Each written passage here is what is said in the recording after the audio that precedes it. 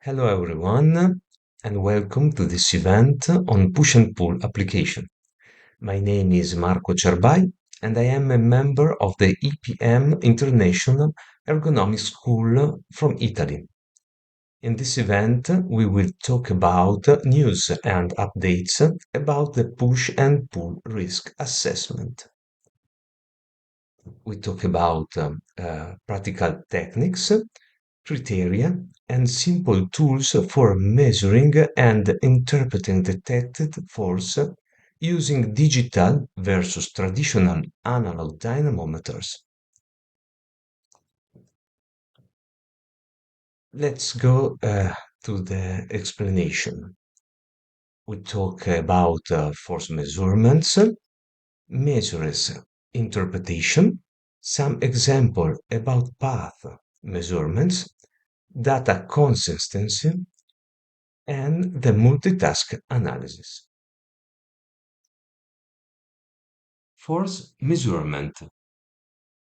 Push and pull measurement using conventional instruments such as mechanical dynamometers does not allow to fully appreciate the peculiarities of a path with curves, gradients, or variations in the terrain. High-sample digital dynamometers allow to accurately observe the performance of the force during push and pull activities. Digital dynamometers are able to test forces at high sampling rates. These instruments usually have electronic devices that allow them to connect with a computer. All the measurement data can be saved and it is possible to watch at the moment all the measurement data and their evolution on the computer monitor. Point of hooking.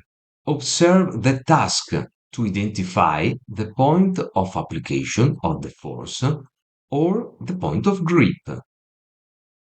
How to hook the dynamometer. It is preferable to have an anchoring system equipped with two or more points of hooking to the handle. Measures. The ISO 11228 Part 2 describe the initial force by recording the maximum of the peak in the initial phase of the movement, and the sustained force by recording the entire phase after the peak. The sustained force is the hardest magnitude to be assessed and interpreted.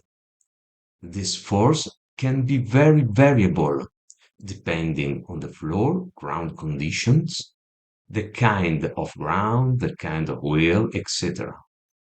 Having a wide distribution of the data available, it is possible to detect a method of calculating that best approximates the ideal theoretical data.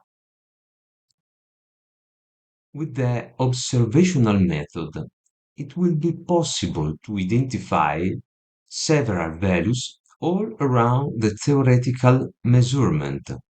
The most recurrent value among the measured values will be chosen.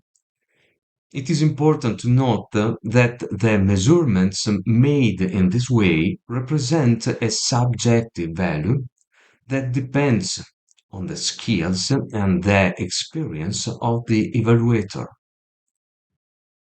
In various measurement experience carried out in working environments such as urban waste management, hospital departments, or manufacturing departments, it has been observed that the sustained force is not constant, but also varies rapidly.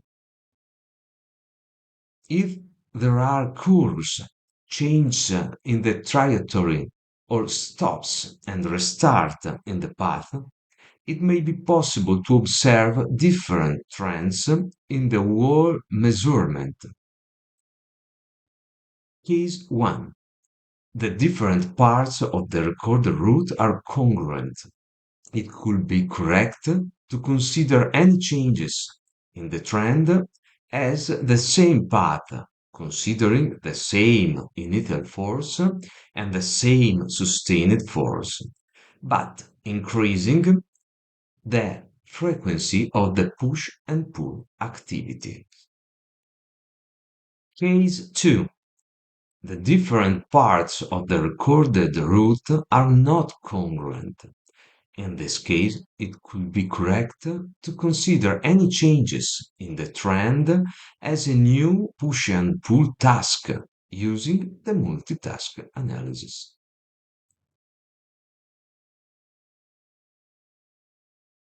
Measures interpretation.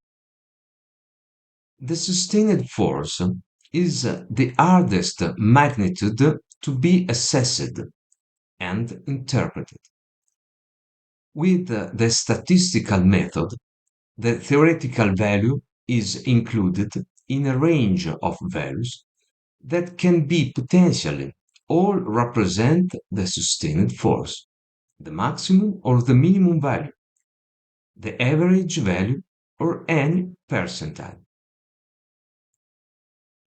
Any small fluctuation in the value of the sustained force produces a small measurement error. Any large fluctuation in value of the sustained force produces a large measurement error. So it is important to define criteria to minimize the measurement error in any situation, especially for the large fluctuation. An example of intra-observer test.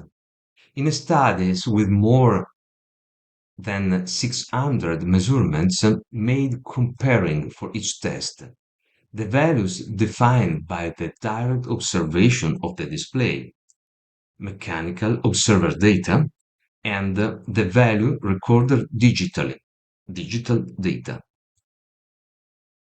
The values defined by direct observation was shown in this table on the first column, and in the other columns, the values recorded digitally.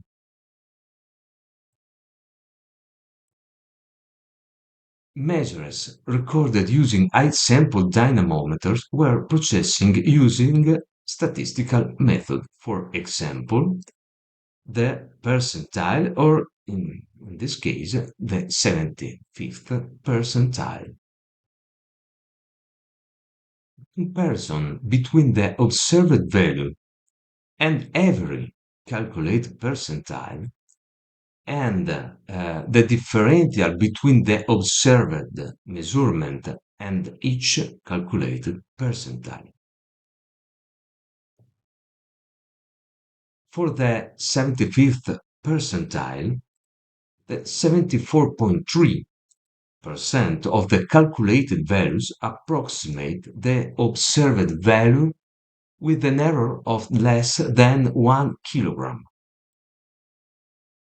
The 50.1% of the calculated values approximate the observed values with an error between 1 and 2 kilograms. 4.5% of the calculated values approximate the observed value with an error between 2 and 3 kilograms, etc. But it is possible to propose the 75th percentile as a representative value of the fluctuation for the risk assessment. An inter-observer test. Not many measurements, only 32, but work in progress. In 32 pushing and pulling tasks in the waste collection with two operators using wheeled containers. Each operator performed the same measurement of the same path two times using an analog dynamometer and two times using a digital dynamometer.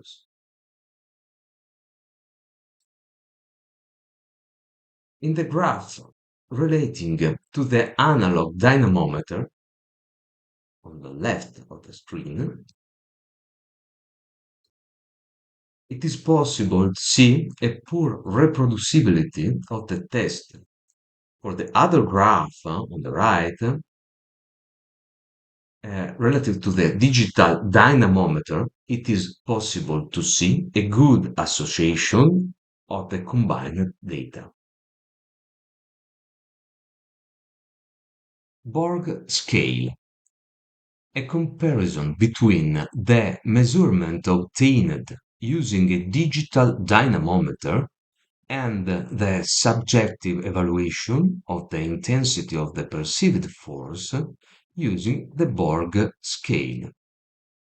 We're searching for a function describing a possible relationship between the data, the Borg scale, and the measured data. In a collection of more or less 200 data, the comparison between the Borg scale and the measured force, and in the left column of the table, it is possible to describe the risk assessment using the Snook and Ciriello table.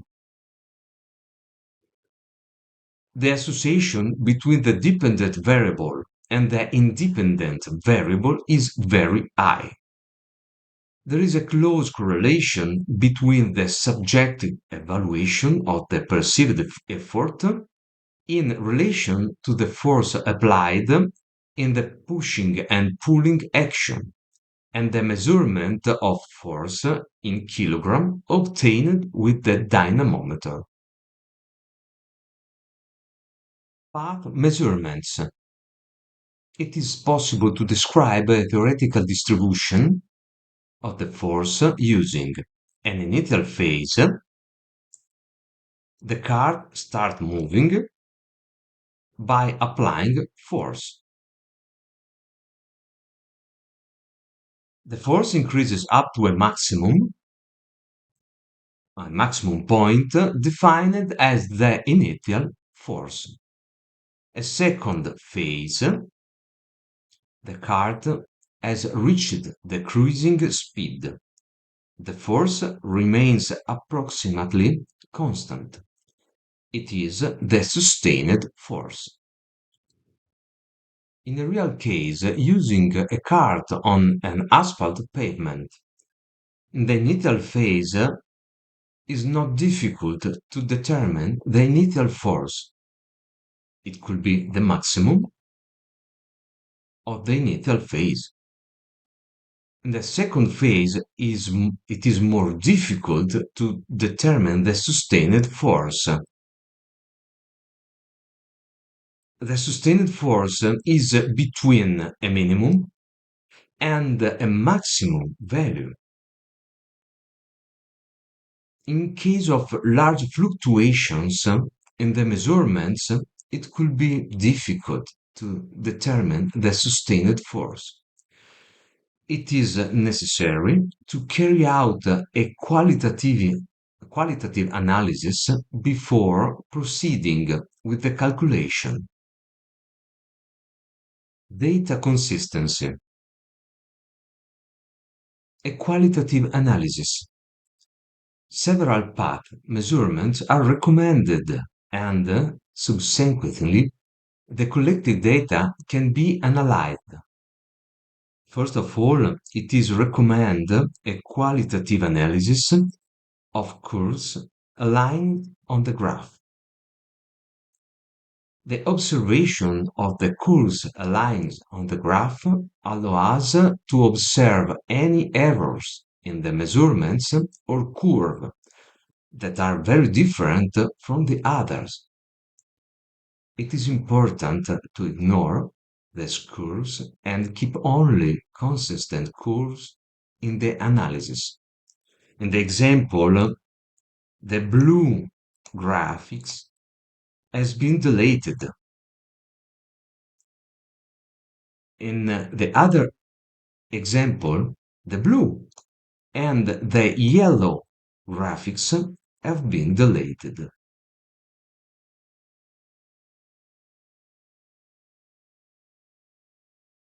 Quantitative analysis. Subsequently, the qualitative analysis, it is possible to proceed to the quantitative analysis. The initial force and the sustained force of each graphics must have a deviation of less than 15% with respect to the average of the measurements. Each graphics is compared to the average value. In the example 1, the average of each graphics is less than 15% respect the total average. The same for the initial force, the same for the sustained force. So it is possible to conclude that all the graphics of the example 1 are congruent. In the example 2, each graphics is compared to the average value, and the average of the graphics 1 and 2 is higher than the 15% respect the total average value. The same for the initial force, the same for the sustained force. So it is possible to conclude that the measures 1 and 2 of the example 2 are not congruent with the other. Multitask analysis. In a real working exposure, the tasks are diversified, and therefore the working task is in fact composed of a set of several pushing and pulling proceedings, different from each other because each characterized by different exposure indexes. To analyze the real exposure risk of a given homogeneous group of exposed persons, it is therefore necessary to resort to a multitask analysis, both daily and longer than one day, weekly, monthly, or yearly. Different kind of push and pull activities. Using cards of different type should be considered as a new subtask to be evaluated separately from the others. The feeling of the trolley, low, medium, high, the path, course, change in trajectory, etc. The first step is to define the period during which all the significant tasks in the analysis are rotated. The cycle can be daily or it can be a macro cycle of a week, a month, a year.